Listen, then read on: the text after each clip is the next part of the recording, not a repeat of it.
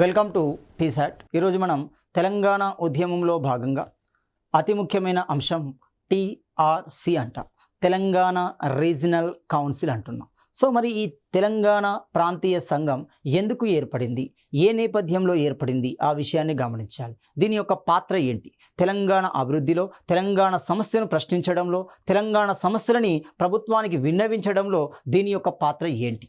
అసలు టీఆర్సీ అనేది మనకి పెద్ద మనుషుల ఒప్పందంలో భాగంగా వస్తుంది. సాధారణంగా 1956 ఫిబ్రవరి 20 ఢిల్లీలోని హైదరాబాద్ హౌస్ కేంద్రంగా ఆంధ్రాకు సంబంధించిన 4, తెలంగాణకు సంబంధించిన 4, మొత్తంగా 8 మందితో కూడిన ఒక పెద్ద మనుషుల ఒప్పందం అనేది జరుగుతుంది. దాన్నే మనం చరిత్రలో జెంటిల్మెన్ అగ్రిమెంట్ అంటున్నాం. ఇందులో మొత్తం 14 అంశాలు కూలంకషంగా చర్చించబడి దాని మీద ఒప్పందం అనేది కుదురుతుంది. అందులో భాగంగానే మనకు 9వ అంశంగా ఈ తెలంగాణ ప్రాంతీయ కమిటీ అనేది ఉంటుంది. సో దాని యొక్క నేపథ్యం ఏంటి, దాని యొక్క కూర్పు ఏంటి, అది తెలంగాణ అభివృద్ధిలో దాని యొక్క పాత్ర ఏంటి, ఆ విషయాన్ని గమనించాలి. ఇక్కడ తెలంగాణ ప్రాంతీయ కమిటీ అంటున్నాం, తెలంగాణ రీజనల్ కమిటీ అంటాం. ఈ పదాన్ని చాలా ఇంపార్టెంట్ గమనించాలి. సంఘం కాస్త కమిటీగా ఎందుకు మారింది, సంఘానికి కమిటీకి మధ్య తేడా ఏంటి, ఆ విషయాన్ని మనం గమనించాల్సి వస్తుంది. పెద్ద మనుషుల ఒప్పందంలోని 9వ అంశంగా అంటున్నాం. పెద్ద మనుషుల ఒప్పందంలో మనకి ఎన్ని అంశాలు ఉన్నాయి, మొత్తం 14 అంశాలు ఉన్నాయి. అంటే ఒప్పందం కుదిరిన అంశాలు 14. సాధారణంగా వాళ్ళు డిస్కస్ చేసిన అంశాలు 17 అంశాలు డిస్కస్ చేశారు. మనకు పుస్తకాలలో 16 అంశాలనే ఉంటాయి, కానీ 17 అంశాలను డిస్కస్ చేశారు. అంటే ఇక్కడ ఫిబ్రవరి తర్వాత ఆగస్టులో మరొక 3 అంశాలను డిస్కస్ చేస్తారు. అంటే మొత్తంగా ఒప్పుకున్నవి మాత్రం 14 మాత్రమే. అంటే ఇప్పుడు పెద్ద మనుషుల ఒప్పందము అంటే ఆ పెద్ద మనుషుల ఒప్పందంలో ఉన్న అంశాలు అంటే 14 మాత్రమే చెప్పాలి. ఆ 14లో 9వ అంశంలో పేర్కొనబడిందే తెలంగాణ ప్రాంతీయ కమిటీ అంటున్నాం. సో ఈ తెలంగాణ ప్రాంతీయ మండలి పేరుతో అది ప్రతిపాదించబడింది. ఇక్కడ క్లియర్గా గమనించండి. అంటే ఈ కమిటీ అనేది పెద్ద మనుషుల ఒప్పందంలో ఏ పేరుతో ఉంది, అది క్రమంగా రాష్ట్ర ఏర్పాటు సందర్భంలో ఏ పేరుతో వచ్చిందో ఆ విషయం గమనించాలి. ఇక్కడ 9వ అంశంలో ఏమనుంది, అది తెలంగాణ ప్రాంతీయ మండలి అంటున్నాం. దీంట్లో 20 మంది ఉంటారు. వాళ్ళు 3 స్థాయిలలో మనకు నియమించబడడం జరుగుతుంది. మండలి అంటున్నాం. అంటే ఇక్కడ రాజ్యాంగపరమైన రక్షణలు అక్కడ మనకు కనబడతాయి. కమిటీకి చట్టపరమైన రక్షణలు మాత్రమే కనబడతాయి. అంటే మండలితో పోల్చుకుంటే కమిటీకి చాలా అధికారాలు చాలా తక్కువ స్థాయిలో ఉంటాయి. సో క్లియర్గా గమనించాలి. సో పేరుతో ప్రతిపాదించబడింది. పెద్ద మనుషుల ఒప్పందంలో తెలంగాణ ప్రాంతీయ మండలిగా పేర్కొన్న సంస్థ ఆంధ్రప్రదేశ్ ఏర్పాటు చట్టంలో తెలంగాణ ప్రాంతీయ కమిటీగా మారింది. చూడండి, అంటే ఆంధ్ర నాయకుల యొక్క లాబింగ్ క్లియర్గా కనపడుతుంది. ఒకవేళ తెలంగాణ ప్రాంతీయ మండలి కనుక ఉంటే మనం చేసే ప్రతి అంశాన్ని, దోపిడిని వాళ్ళకు ప్రశ్నించే అధికారం ఉంటుంది. అంటే సింపుల్గా ఒక సమాంతర ప్రభుత్వాన్ని కొనసాగించగలుగుతుంది. సో సమాంతర ప్రభుత్వాన్ని కొనసాగిస్తే ప్రభుత్వానికి ఎప్పుడైనా థ్రెట్టే. కాబట్టి ఆ సమాంతర ప్రభుత్వాన్ని ఉంచకూడదు అంటే, వీళ్ళని మన కంట్రోల్లో పెట్టుకోవాలి అంటే దాని యొక్క అధికారాన్ని తగ్గించాలి. తగ్గిస్తూనే ఆంధ్రప్రదేశ్ ఏర్పాటు చట్టంలో తెలంగాణ ప్రాంతీయ కమిటీగా దాన్ని ఏర్పాటు చేయడం జరిగింది. సో మరి ఈ చట్టం ఏ విధంగా వచ్చింది, ఎందుకు వచ్చింది, ఈ చట్టం ఏర్పాటు చేయడంలో ఉద్దేశం ఏంటి గమనిస్తే, రాష్ట్రాల విభజన కమిషన్ అంటున్నాం. దీన్నే మనము ఎస్ఆర్సి అంటున్నాం. చూడండి, స్టేట్ రీఆర్గనైజేషన్ కమిషన్ అంటున్నాం. ఉన్న రాష్ట్రాలనే పునర్వ్యవస్థీకరించాలి, కొత్త రాష్ట్రాలను ఏర్పాటు చేయడం కాదు. ఇక్కడ ఉన్న రాష్ట్రాలనే భౌగోళికంగా విభజన చేయాలి. సో స్టేట్ రీఆర్గనైజేషన్ కమిషన్, దీనికి మరొక పేరే ఫజల్ అలీ కమిషన్ అంటున్నాం. సో ఈ ఫజల్ అలీ కమిషన్ ఇచ్చిన సిఫార్సు ప్రకారం 7వ రాజ్యాంగ సవరణను తీసుకొచ్చారు. ఎప్పుడు 1956లో 7వ రాజ్యాంగ సవరణను తీసుకురావడం జరిగింది. ఈ సవరణ ప్రకారం ఆంధ్రప్రదేశ్, పంజాబ్ రాష్ట్రాలలో ప్రాంతీయ కమిటీలను ఏర్పాటు చేశారు. సో ఈ ప్రాంతాలలో ప్రాంతీయ కమిటీలని ఏర్పాటును ప్రతిపాదించడం జరిగింది 7వ రాజ్యాంగ సవరణ. అంటే ఇప్పుడు 7వ రాజ్యాంగ సవరణ ప్రకారమే ఈ ప్రాంతీయ కమిటీ అనే ఒక భావన, మండలి అనే ఒక భావన చరిత్రలోకి వస్తుంది.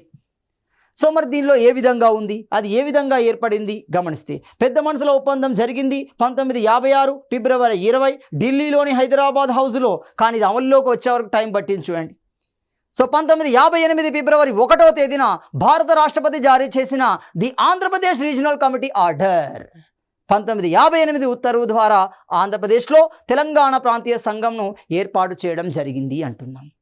సో 1958లో ఉత్తర్వు చేశాడు. 1958 అనగానే ఎవరున్నారు రాష్ట్రపతిగా? బాబు రాజేంద్ర ప్రసాదే ఉంటున్నాడు. దేశ చరిత్రలో అత్యధిక కాలం రాష్ట్రపతిగా కొనసాగిన వ్యక్తి, దేశ చరిత్రలో 2 సందర్భాలు రాష్ట్రపతిగా కొనసాగిన వ్యక్తి, దేశ చరిత్రలో 12 సంవత్సరాలు ఎవరికి సాధ్యం కాదు. ఎందుకంటే 5 సంవత్సరాలు అయితే, కానీ ఇతడు 12 సంవత్సరాలు రాష్ట్రపతిగా కొనసాగాడు. అలాంటి బాబు రాజేంద్ర ప్రసాద్ ఒక ఉత్తర్వును జారీ చేయడం జరిగింది. ఆ ఉత్తర్వుకు పెట్టిన పేరే the Andhra Pradesh regional committee order 1958. దీని ప్రకారం ప్రాంతీయ కమిటీ అనేది ఏర్పాటు చేయబడడం జరిగింది. మరి ఏర్పాటు చేయబడి రాష్ట్రంలో ఎప్పుడు అమల్లోకి వచ్చింది? మొట్టమొదటి ముఖ్యమంత్రి నీలం సంజీవరెడ్డి దీన్ని నిర్వీర్యం చేసే ప్రయత్నం చేశాడు, దీన్ని లేట్ చేసే ప్రయత్నం చేశాడు. ఆ తర్వాత వచ్చిన ముఖ్యమంత్రి దామోదరం సంజీవయ్య, భారతీయ చరిత్రలోనే యంగెస్ట్ ఎస్సీ వర్గానికి సంబంధించిన ముఖ్యమంత్రిగా మనకు దామోదరం సంజీవయ్య కనబడతాడు. సో దామోదరం సంజీవయ్య యొక్క వ్యూ అనేది కొద్దిగా ఫేవర్గానే కనబడుతుంది, బలహీన వర్గాల యొక్క అభివృద్ధి ఫేవర్గానే కనబడుతుంది. కాబట్టి ఇతడే నిర్ణయం తీసుకున్నాడు, ఏమని? ఈ ప్రాంతీయ సంఘాన్ని ఏర్పాటు చేసి దానికి కార్యవర్గాన్ని నియమించడం జరిగింది. ఎప్పుడు నియమించాడు? 1960లో నియమించాడు. ఇప్పుడు చూడండి, రాష్ట్రం ఏర్పడింది 1956లో, ఇది టీఆర్సీ ఏర్పడింది 1960. అంటే 4 సంవత్సరాల కాలంలో చేయాల్సింది మొత్తం చేశారు. చూడండి, అది వాళ్ళ యొక్క ప్లాన్, వాళ్ళ యొక్క స్ట్రాటజీ. అంటే సంఘాన్ని ఏర్పాటు చేయాల్సి తప్పదు, ఎందుకంటే పెద్ద మనుషుల ఒప్పందం అది కేంద్రం ఆధీనంలో జరిగింది. కేంద్రం మీద ఒత్తిడి పెంచితే ఖచ్చితంగా చేయాల్సి వస్తుంది, ఆ విషయం వాళ్ళకి తెలుసు. కానీ దీన్ని లేట్ చేయడం ద్వారా ఆ సందర్భంలో చేయాల్సినవి మొత్తం చేసుకున్నారు. చూడండి, భూములను కబ్జా చేసుకోవడం కానీ, వాళ్ళ ఆధీనంలోకి తెచ్చుకోవడం కానీ, వాళ్ళకి కావాల్సిన వనరులు సమకూర్చుకోవడం కానీ, అవన్నిటినీ 4 సంవత్సరాల కాలంలోనే చేశారు. సో మన 1960 నాటికి దాని యొక్క కార్యవర్గం అనేది ఏర్పాటు చేయబడింది. ఆ కార్యవర్గాన్ని ఏర్పాటు చేసిన వ్యక్తి దామోదరం సంజీవయ్య అవుతున్నాడు. ఇతడే మొట్టమొదటిసారిగా ఉప ముఖ్యమంత్రి పదవిని కూడా ఇస్తున్నాడు. పెద్ద మనుషుల ఒప్పందంలో క్లియర్గా చెప్పారు, మెన్షన్ చేశారు, ఏమని? ఒకవేళ ముఖ్యమంత్రి పదవి ఆంధ్రాకు చెందితే ఖచ్చితంగా ఉప ముఖ్యమంత్రి పదవి తెలంగాణకి ఇవ్వాలి. ఒకవేళ తెలంగాణ ప్రాంతానికి చెందిన వ్యక్తి ముఖ్యమంత్రి అయితే ఉప ముఖ్యమంత్రి ఆంధ్రాకి ఇవ్వాలి. కానీ ఆ విషయాన్ని కూడా నీలం సంజీవరెడ్డి ఉద్దేశపూర్వకంగానే దాన్ని అణచివేయడం జరిగింది. సో దామోదరం సంజీవయ్య మొదటిసారిగా ఉప ముఖ్యమంత్రి పదవి తెలంగాణ ప్రాంతానికి చెందిన కేవీ రంగారెడ్డికి ఇవ్వడం జరుగుతుంది. సో ఇది క్లియర్గా మరి ఇలాంటి కమిటీ ఏ విధంగా ఉంది? సో ఈ కమిటీ యొక్క కూర్పు అనేది ఏ విధంగా, స్ట్రక్చర్ ఏ విధంగా కనబడుతుంది? సో ఈ తెలంగాణ ప్రాంతీయ కమిటీలో మొత్తం సభ్యుల సంఖ్య 20 మంది ఉంటున్నారు. ఈ 20 మంది 3 అంచెలలో నియమించబడుతున్నారు. సో 20 మందిలో మనం గమనిస్తే 20 మందిలో 3 అంచెలు ఏంటి? 9, 6, 5. 9 అనేవి జిల్లాలను చూపిస్తున్నాయి. చూడండి, హైదరాబాద్ మినహాయించాలి, ఎందుకంటే అది రాజధాని, అందరికీ సర్వ హక్కులు ఉంటాయి, 3 ప్రాంతాల వారికి సర్వ హక్కులు ఉంటాయి. కాబట్టి హైదరాబాద్ మినహా తెలంగాణలోని జిల్లాల సంఖ్య 9. సో ఈ 9 మంది ఒక్కొక్క జిల్లాకు రిప్రజెంటేట్ చేస్తూ ఆ జిల్లాకు సంబంధించిన తెలంగాణ శాసనసభ సభ్యులు వాళ్ళని ఎన్నుకోవడం జరుగుతుంది. అలా మనకి 9 మంది వస్తారు. చూడండి, అందుకే 9 జిల్లాలకు సంబంధించి ప్రాతినిధ్యం వహిస్తారు. వీరిని తెలంగాణ ప్రాంత శాసనసభ సభ్యులు జిల్లాల వారీగా ఎన్నుకోవడం జరుగుతుంది. నెక్స్ట్ గమనిస్తే ఈ 6 అంటున్నాం. మరి ఎవరు ఈ 6? అంటే ఎమ్మెల్యేలు కానీ ఎంపీలు కానీ కావచ్చు, అంటే శాసనసభకు సంబంధించిన వ్యక్తులు కానీ పార్లమెంటుకు సంబంధించిన వ్యక్తులు కానీ. వీళ్ళని ఎవరు ఎన్నుకోవాలి? మళ్ళీ తెలంగాణ శాసనసభ సభ్యులే ఎన్నుకోవాలి. అంటే 6 ఎవరవుతున్నారు? తెలంగాణ ప్రాంతానికి సంబంధించిన ఎమ్మెల్యేలు లేదా ఎంపీల నుండి 6 పికప్ చేస్తారు. ఆ పికప్ చేసే వ్యక్తులు ఎవరు అంటే తెలంగాణ శాసనసభ సభ్యులే. ఇలా 9 + 6 15 వస్తున్నాయి. మరో 5 ఎవరు? నిష్ణాతులు అవుతున్నారు. అంటే రాజకీయానికి సంబంధం ఉండదు వాళ్ళకి, రాజకీయేతర వ్యక్తులు, నిష్ణాతులు, మేధావి వర్గానికి సంబంధించిన వ్యక్తులని నియమించడం జరుగుతుంది. వీళ్ళను కూడా తెలంగాణ శాసనసభ సభ్యులే పికప్ చేయడం జరుగుతుంది. సో మొత్తంగా మనకి 9, 6, 5 20 వ్యక్తులుగా ఈ కాంపోజిషన్ అనేది క్రియేట్ అవుతుంది. తెలంగాణ ప్రాంతీయ కమిటీ అంటున్నాం. సో మరి అలాంటి తెలంగాణ ప్రాంతీయ కమిటీకి పెద్ద మనుషుల ఒప్పందంలో చెప్పిన అధికారాలు ఏంటి? మరి ఎలాంటి అధికారాలు, ఎలాంటి ఫంక్షన్స్, ఎలాంటి డ్యూటీస్ దాని ఆధీనంలో ఉంటాయి? ఈ డ్యూటీస్ తెలిస్తేనే ఆ విధులను ఎంతవరకు అది నిర్వర్తించగలిగింది, అది ఎంతవరకు తెలంగాణ అభివృద్ధికి దోహదపడింది, ఎంతవరకు తెలంగాణ సమస్యను అది రేకెత్తించగలిగిందో తెలుస్తుంది. సో క్లియర్గా గమనిస్తే ఫస్ట్ అంశాన్ని గమనించండి. విధుల్లో మొదటిది, తెలంగాణ ప్రాంతంలోని వ్యవసాయ భూముల అమ్మకాలకు తెలంగాణ ప్రాంతీయ కమిటీ ఆమోదం తప్పనిసరి అంటున్నాం. ఈ పాయింట్ గమనించండి. భూమి అమ్మకాలు మొత్తం దీని నియంత్రణలోనే ఉంటాయి. ఈ విషయం క్లియర్గా తెలుసు వాళ్ళకి. పెద్ద మనుషుల ఒప్పందంలో దాని విధులు క్లియర్గా చెప్పారు, ఆ విషయాన్ని ఆంధ్రులు చదివారు. కాబట్టి ఒకవేళ అదే సంవత్సరం కనుక ఏర్పాటు చేస్తే తెలంగాణ కేంద్రంగా ఉన్న సారవంతమైన భూములు, గోదావరి, కృష్ణ, మూసీ రువల్ రూపంలో ఉన్న సారవంతమైన భూములను మనం కొల్లగొట్టలేము. కాబట్టి దీన్ని డిలే చేసి ఆ లోపు చేయాల్సింది చేసుకున్నారు. చూడండి, సో చూడండి ఇక్కడ ఈ పాయింట్ గమనించండి. అంటే తెలంగాణ కేంద్రంగా వ్యవసాయ భూముల అమ్మకం లేదా కొనుగోలు చేయాలి అంటే ఖచ్చితంగా దీని యొక్క పర్మిషన్ తీసుకోవాల్సింది. ఆ పర్మిషన్ ఇచ్చేటప్పుడు గమనిస్తుంది ఇతడు ములికీనా ఆంధ్ర ప్రాంతానికి చెందినవాడా, తెలంగాణ ప్రాంతానికి చెందినవాడా, అతని యొక్క పరిణామాన్ని పూర్తిగా అబ్జర్వ్ చేయగలుగుతుంది. కాబట్టి అంత ఈజీగా పర్మిషన్ ఇవ్వదు. ఆ విషయాన్ని గమనించిన ఈ ఆంధ్ర నాయకులు, ఆంధ్ర రాజకీయ నాయకులు నీలం సంజీవరెడ్డి అందరూ కుమ్మక్కై ఏమవుతుంది 4 సంవత్సరాలు దాన్ని డిలే చేసుకుంటూ వెళ్ళారు. చూడండి 4 సంవత్సరాల కాలంలో కావాల్సిన భూములన్నిటిని కొట్టేశారు. అందుకే చూడండి మీరు సింపుల్గా ఖమ్మం ఆ ప్రాంతాలలో గమనించిన, నల్గొండ ఆ ప్రాంతాలలో గమనించిన, మహబూబ్నగర్ ఆ ప్రాంతాలలో గమనించిన మొత్తం భూములు కృష్ణా గోదావరి పరివాహక ప్రాంతంలో ఉన్న భూములు మొత్తం ఆంధ్రుల పెత్తనంలోకి వచ్చాయి. క్లియర్. ఒకటి. రెండో విధిని కనుక గమనిస్తే రాష్ట్ర శాసనసభ రూపొందించిన సాధారణ ప్రణాళిక అంటున్నాము. సాధారణ ప్రణాళిక అంటే ప్రతి 5 సంవత్సరాలు. ఇక్కడ చూడండి పంచవర్ష ప్రణాళిక అంటే 5. నెక్స్ట్ అభివృద్ధి సంస్థలు, జిల్లా బోర్డులు, జిల్లా సంస్థలకు సంక్రమించే రాజ్యాంగబద్ధ అధికారాలను అది పరిశీలించడం జరుగుతుంది. అంటే ఒక జిల్లా స్థాయి సంస్థ దాని యొక్క విధిని అది పరిశీలించగలుగుతుంది. ఏ విధంగా చేశారు, అక్రమాలకు పాల్పడ్డారా, దోపిడీ విధానాలకు పాల్పడ్డారా, లేదా ఉల్లంఘనకు పాల్పడ్డారా, ఇది చెకప్ చేసే ఒక అథారిటీని కలిగి ఉంటుంది తెలంగాణ ప్రాంతీయ సంఘం, TRC అంటుంది. దానివల్ల ఏమవుతుంది, ప్రభుత్వం చేసే దోపిడీ విధానాలను ఎప్పటికప్పుడు ఎండగట్టే ప్రయత్నం చేయవచ్చు. అంటే ఇండైరెక్ట్గా, సింపుల్గా డైరెక్ట్గానే ఒక సమాంతర ప్రభుత్వం కొనసాగుతున్న సందర్భంలోనే ప్రభుత్వానికి సమాన అధికారం కలిగిన ఒక ప్రభుత్వం ఉంటుంది. కాంటెంపరీ గవర్నమెంట్ అంటున్నాం, రన్నింగ్ గవర్నమెంట్ అంటున్నాం. చూడండి ఆ రన్నింగ్ గవర్నమెంట్ చాలా క్రూషియల్ అవుతుంది. ఇప్పుడు భారతీయ సమాజం ప్రజాస్వామ్యంలో గమనిస్తే ఆడ ప్రభుత్వం ఉన్నప్పుడు దానికి రన్నింగ్ గవర్నమెంట్ ఏమవుతుంది, సామ్యవాదులైన, సోషలిస్టులైన, సింపుల్గా కమ్యూనిస్టులు, వామపక్షాలు అనేవి రన్నింగ్ గవర్నమెంట్ అవుతాయి. సో అలాంటి అధికారాన్ని కలిగి ఉంటుంది. సాధారణ ప్రణాళిక, అభివృద్ధి సంస్థలు, జిల్లా బోర్డులు, జిల్లా సంస్థలకు సంబంధించిన అన్ని అధికారాలను అది పరిశీలించగలుగుతుంది. 3. తెలంగాణ ప్రాంత ప్రాథమిక మాధ్యమిక విద్యాభివృద్ధిని పరిశీలించి అవసరమైన అభివృద్ధి ప్రణాళికలను అది రూపొందించడం జరుగుతుంది. ఇక్కడ కూడా ట్విస్ట్ చూడండి. దీనికి ఎందుకు ఇచ్చారు, ఉన్నత విద్యను ఇవ్వలేదు. దీనికి ఇచ్చింది ఏంటిది, ప్రాథమిక విద్య, మాధ్యమిక విద్యను మాత్రమే ఇచ్చారు. చూడండి అంటే ప్రైమరీ ఎడ్యుకేషన్, సెకండరీ ఎడ్యుకేషన్ మాత్రమే ఇచ్చారు. ఉన్నత విద్యను దీని ఆధీనంలోకి తీసుకురాలి. అంటే యూనివర్సిటీలను వాళ్ళు కొల్లగొట్టే ప్రయత్నం చేశారు, కొల్లగొట్టారు కూడా. ఆ కొల్లగొట్టే ప్రయత్నంలోనే 1969 ఉద్యమంలో DS రెడ్డి అక్కడ చూడండి ఆ ఇష్యూ అక్కడే ఉస్మానియా యూనివర్సిటీ కేంద్రంగా రేజ్ అవుతుంది. ఆ కాసు బ్రహ్మానందరెడ్డికి ఉస్మానియా యూనివర్సిటీ వీసీకి మధ్య జరిగిన గొడవ నేపథ్యంలో కాసు బ్రహ్మానందరెడ్డి ఉద్దేశపూర్వకంగానే ఓయూను ప్రభుత్వం ఆధీనంలోకి తెచ్చుకునే ప్రయత్నం చేస్తాడు. ఆ ప్రయత్నంలో భాగంగానే వీసీని తొలగించే ప్రయత్నం చేస్తాడు. అది కాంట్రవర్సీకి దారితీసి జైపాల్ రెడ్డి ఉన్నారు, చనిపోయిన వ్యక్తి జైపాల్ రెడ్డి ఉన్నారు చూడండి, అతని ఆధ్వర్యంలోనే అక్కడ ఉద్యమం క్రియేట్ అవుతుంది. సో అంటే క్లియర్గా ఉన్నత విద్యను కూడా వివక్ష చూపడం, ఉన్నత విద్యలో కూడా తెలంగాణ ప్రాంతాన్ని అణచివేసే ధోరణులు కూడా కనబడుతున్నాయి. కాబట్టి అలాంటి వాటిని ప్రశ్నించే తత్వం దీనికి ఉంటుంది. ఆ విషయాలు ఇంత బలంగా ఉంది కాబట్టి, ఇంత బలమైన అధికారాలు ఉన్నాయి కాబట్టి 4 సంవత్సరాలు డిలే చేయగలిగారు. అందుకే చూడండి మీకు 1969 ఉద్యమ సందర్భంలో 8 సూత్రాల పథకం భాగంగా దీని యొక్క అధికారాలను పెంచారు. పెంచుతూ 1970లో ఒక ఉత్తర్వుడు కూడా తీసుకురావడం జరిగింది. సో దీని ఆధ్వర్యంలో ఉండే అధికారం ఏంటిది, విద్యకు సంబంధించి అయితే ప్రాథమిక మరియు మాధ్యమిక విద్య అధికారం అనేది దానికి ఉంటుంది. 4 కుటీర, చిన్న పరిశ్రమలు, వ్యవసాయ సహకార సంఘాలు, మార్కెట్లు, సంతలు వంటివి కూడా దీని పరిధిలోకి వస్తాయి అంటున్నాం. కాబట్టి దీని పరిధిలో ఇది నిర్వహించగలుగుతుంది. కుటీర పరిశ్రమలు, ఎందుకు కుటీర పరిశ్రమలు, తెలంగాణ కేంద్రంగా అనగానే హస్తకళా పరిశ్రమలు కనబడతాయి, ఒక నిర్మల్ కనబడతాయి, ఒక పెంబర్తి కనబడుతుంది, ఒక సిల్వర్ పెలిగ్రీ కనబడుతుంది, ఒక కరీంనగర్ గమనించిన, ఆదిలాబాద్ గమనించిన, నిర్మల్ గమనించిన, వరంగల్ గమనించిన అవుతుంది. ఇలాంటి ప్రాంతాలలో హస్తకళా చేనేత పరిశ్రమలు, ఒక పోచంపల్లి గమనించిన, ఒక గద్వాలను గమనించిన, ఒక సిద్దిపేటను గమనించిన, ఇలాంటి తెలంగాణ ప్రాంతము అంటేనే చిన్న కుటీర పరిశ్రమలు, హస్తకళా పరిశ్రమలకు ప్రసిద్ధి చెందినవి.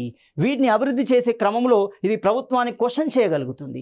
ఒకవేళ దీన్ని క్వశ్చన్ చేస్తే, ఎప్పుడైతే హస్తకళా పరిశ్రమలని తెలంగాణ కేంద్రంగా ఉంటే స్వయం సమృద్ధి అనేది ఉంటుంది. వాళ్ళు మన చేతిలో ఉండరు వాళ్ళు.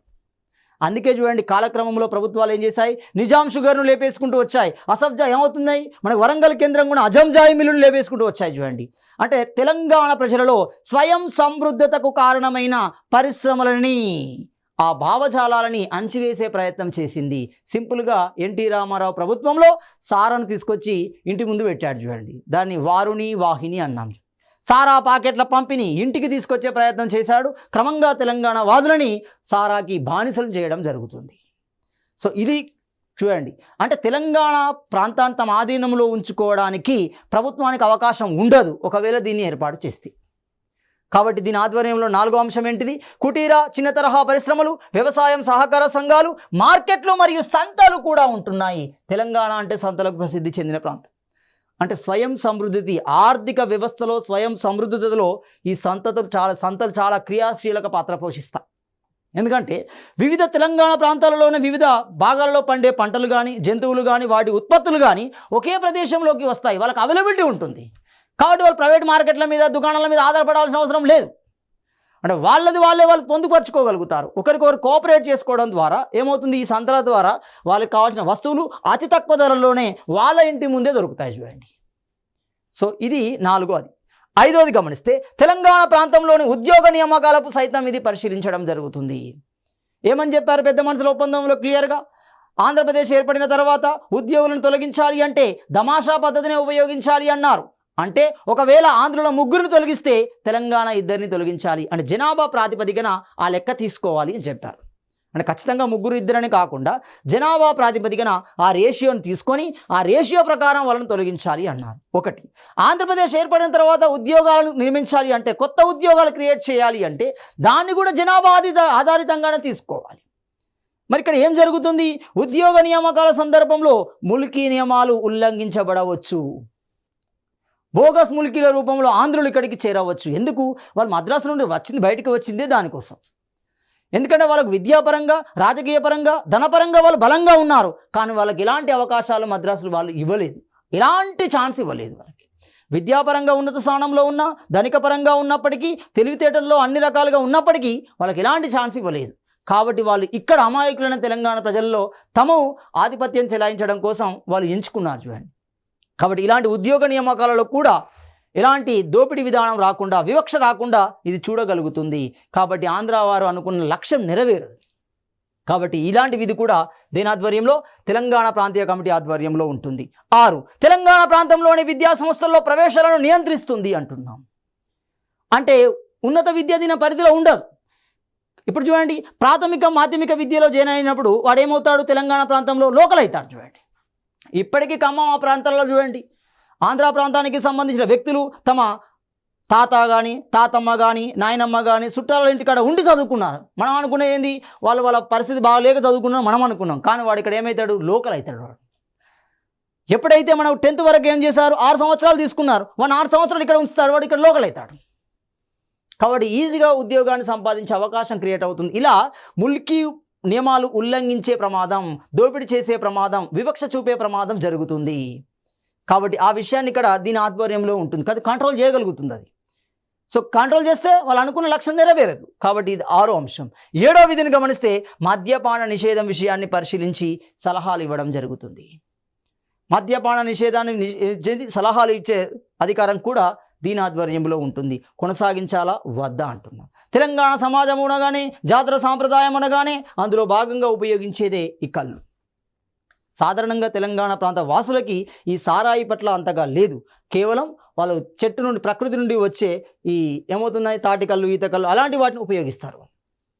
అందుకే మనం దాన్ని ఏమన్నా శాఖా సమర్పణ అంటాం చూడండి. సో శాఖా సమర్పణలో భాగంగా, గ్రామదేవత ఆధారంలో భాగంగా, గ్రామదేవత పూజా విధానాలలో భాగంగానే దాన్ని ఉపయోగిస్తారు. కాబట్టి ఎంతవరకు నిషేధించవచ్చు, నిషేధిస్తే ఎలా నిషేధించాలి, దానికి సంబంధించిన సూచనలు, సర్వాధికారాలు దీని ఆధ్వర్యంలోనే ఉంటాయి. ఇలాంటి విధులు మనకి తెలంగాణ ప్రాంతీయ కమిటీ ఆధ్వర్యంలో ఉంటున్నాయి. సో మరి అలాంటి ప్రాంతీయ కమిటీ ఏ విధంగా నిర్మించబడింది? 20 మందితో నిర్మించబడింది. మరి ఆ 20 మందికి ఎవరు ఉంటారు గమనిస్తే, ఇక్కడ తెలంగాణ ప్రాంతీయ కమిటీకి ఒక చైర్మన్, డిప్యూటీ చైర్మన్ ఉండడం జరుగుతుంది. సో వీరిని తెలంగాణకు చెందిన శాసనసభ సభ్యులు ఎన్నుకోవడం జరుగుతుంది. అంటే మొత్తం శాసనసభ సభ్యులు ఎంతమంది ఉన్నారు? 105 మంది ఎన్నుకుంటారు. అధ్యక్షుడిని, ఉపాధ్యక్షుడిని ఎంచుకోవడం జరుగుతుంది. సో మరి వీళ్ళ ఎన్నికకు సంబంధించిన నోటిఫికేషన్ ఎవరు జారీ చేస్తారు? రాష్ట్ర ప్రభుత్వమే జారీ చేయాలి. రాష్ట్ర ప్రభుత్వానికి అధికారి ఎవరు? మొట్టమొదటి అధికారి గవర్నరే అంటున్నాం. కాబట్టి దీనికి సంబంధించిన నోటిఫికేషన్ని గవర్నరే జారీ చేయడం జరుగుతుంది. ఒకవేళ ఈ చైర్మన్, డిప్యూటీ చైర్మన్ కనుక ఎమ్మెల్యే పొజిషన్ కూడా రిమూవ్ అయ్యాడు అనుకోండి, ఈ పొజిషన్ కూడా పోతుంది. ఆ విషయం ఇక్కడ క్లియర్గా చెప్పాడు. వీరి అసెంబ్లీ సభ్యత్వం పోతే చైర్మన్ డిప్యూటీ చైర్మన్ సభ్యత్వం కూడా పోతుంది అంటున్నాం. అంటే ప్రభుత్వం ఆధ్వర్యంలోనే, గవర్నర్ ఆధ్వర్యంలోనే ఈ ఎన్నికలు నిర్వహించబడతాయి. ఒక చట్టబద్ధమైన సంస్థ కాబట్టి పూర్తి అధికారం గవర్నర్కే ఉంటుంది. నెక్స్ట్ గమనిస్తే వీరి ఎన్నికను బహిరంగ ఓటింగ్ పద్ధతి ద్వారా నిర్ణయిస్తారు. ఓపెన్ బాలెట్ విధానము అంటున్నాం. అదేవిధంగా ప్రాంతీయ కమిటీ సభ్యులు ప్రత్యేక మెజారిటీ ద్వారా చేసిన తీర్మానం ద్వారా వీరిని తొలగించవచ్చు అంటున్నాం. ఒకవేళ వాళ్ళు దోపిడీకి పాల్పడితే, అక్రమాలకు పాల్పడితే వాళ్ళని ఏ విధంగా తొలగించవచ్చు అంటే ప్రత్యేక తీర్మానం ఇచ్చారు. ఆ ప్రత్యేక తీర్మానం 20 మంది సభ్యులలో ప్రత్యేక తీర్మానం ద్వారా వాళ్ళని తొలగించే అవకాశం ఉంది.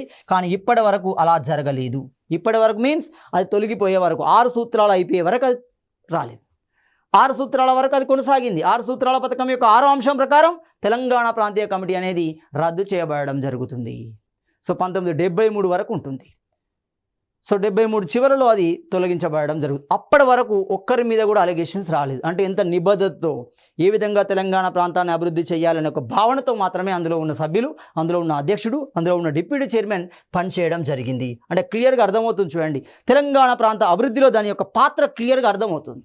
ఒక్కరి మీద అలిగేషన్ రాలేదు అంటే అది ఎంత నిబద్ధతతో పనిచేసిందో అర్థమవుతుంది, ఎంత పవర్ఫుల్గా పనిచేసిందో అర్థమవుతుంది, ఏ విధంగా ప్రభుత్వాన్ని ముప్పతిప్పలు పెట్టిందో అర్థమవుతుంది. చూడండి, సో తెలంగాణ ప్రాంతీయ కమిటీ తొలి చైర్మన్గా కాంగ్రెస్ అభ్యర్థి కె అచ్యుతరెడ్డి అంటున్నాం. మీకు ఉస్మానియా కేంద్రంగా జరిగిన వందే మాతర ఉద్యమంలో విద్యార్థి నాయకుడుగా ఉన్నాడు. ఆ ఉద్యమాన్ని నిర్వహించిన వ్యక్తుల్లో ఇతరొకరు కె అచ్యుతరెడ్డి అంటున్నాం. కమ్యూనిస్టు పార్టీ అభ్యర్థి రావినారాయణ రెడ్డిపై గెలిచడం జరిగింది. కమ్యూనిస్టు పార్టీకి సంబంధించిన వ్యక్తి రావినారాయణ రెడ్డి ఇద్దరు మొట్టమొదటిసారి చైర్మన్ పదవికి నామినేట్ అయ్యారు. చైర్మన్ పదవికి పోటీ పడడం జరిగింది. మరి ఈ పోటీలో అచ్యుతరెడ్డి ఏ విధంగా ఎన్ని ఓట్లతో గెలిచాడు? మొత్తం అచ్యుతరెడ్డికి 63 ఓట్లు రాగా రావినారాయణ రెడ్డికి 22 ఓట్లు మాత్రమే రావడం జరిగింది. అంటే మొత్తంగా మనకి ఎవరు? కె అచ్యుతరెడ్డి మొట్టమొదటి తొలి చైర్మన్గా నియమించబడ్డాడు. మరి ఉప chairman deputy chairman Masuma Begum. Hyderabad చరిత్రలోనే, భారతీయ చరిత్రలోనే ముస్లిం వర్గానికి సంబంధించిన ఫస్ట్ గ్రాడ్యుయేట్గా మనకి మసుమా బేగం పిలువబడుతుంది. సో ఈ మసుమా బేగం డిప్యూటీ చైర్మన్గా ఏకగ్రీవంగా ఎన్నుకోబడింది. యునానమస్గా, ఎలాంటి పోటీ లేకుండానే నియమించబడడం జరిగింది. మరి ఈ కమిటీ ఏ విధంగా సమావేశాలు నిర్వహిస్తుంది? సమావేశాలు నిర్వహించేటప్పుడు ఇలాంటి విధానాన్ని అది అనుసరిస్తుంది. గమనిస్తే తెలంగాణ ప్రాంతీయ కమిటీ సమావేశాలను చైర్మన్ ఏర్పాటు చేయడం జరుగుతుంది. సో దీనికి అధ్యక్షుడు చైర్మనే ఉంటాడు. దీనికి అధ్యక్షత వహించేది కూడా చైర్మనే అవుతాడు. మరి ఈ కమిటీ ఒక సమావేశాన్ని నిర్వహించేటప్పుడు ఎంతమంది రావాలి?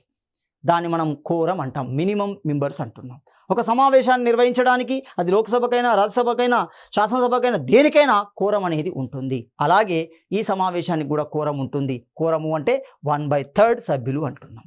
కోరం రానప్పుడు సమావేశాన్ని వాయిదా వేయవలసి ఉంటుంది. ఖచ్చితంగా చైర్మన్ దాన్ని వాయిదా వేయడం జరుగుతుంది. ఇలా సమావేశాలు జరిగి ఆ సమావేశాలకు సంబంధించిన అంశాలు నిర్ణయం తీసుకుంటారు. మరి ఈ సమావేశాలు ఎక్కడ జరిగేవి?